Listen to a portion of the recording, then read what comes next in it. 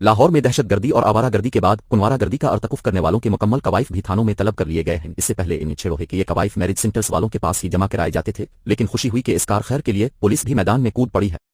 یوں اب لوگوں کو رشتوں کی تلاش میں میرج سینٹروں پر مارا نہیں پھرنا پڑے گا۔ تھانے کی سب کنواروں کی لسٹیں دیکھیں جو رشتہ پسند یتینی دار کو کہہ کر طلب کروا لیا۔ یہی نہیں، چھڑے بھی ہر ہفتے تھانے حاضر ہو کر پوچھا کریں گے کہ سر بڑی دیر ہو گمراہ بھی کچھ کر اب تک چھڑوہے کی لسٹ میں رہوں گا، کوئی شریف فیملی دیکھ کر میرا بھی مکمکاؤ کروا دیں۔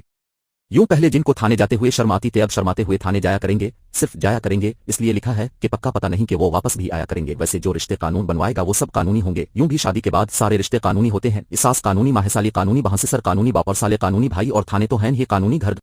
پہلے خواتین کسی کو کچھ بتا نہیں سکتی تھیں۔ میری ایک جاننے والی کو اس کے خاوند نے برا بھلا کہا، میں نے پوچھا کیا کہا، تو بولی اس نے وہ کچھ کہا جو میں کسی شریف آدھی کو نہیں بتا سکتی، لیکن اب وہ یہ بات تھانے دار کے کان میں کہہ سکے گی، بلکہ سبزی لینے جاتے وقت گھر کی چابیاں تھانے میں دے جایا کرے گی کہ مننے کے ابا آئیں تو انہیں دے دینا۔ ایسی ہی ایک عورت اپنی مرغیاں تھانے میں چھوڑ گئی جس میں آدھی تو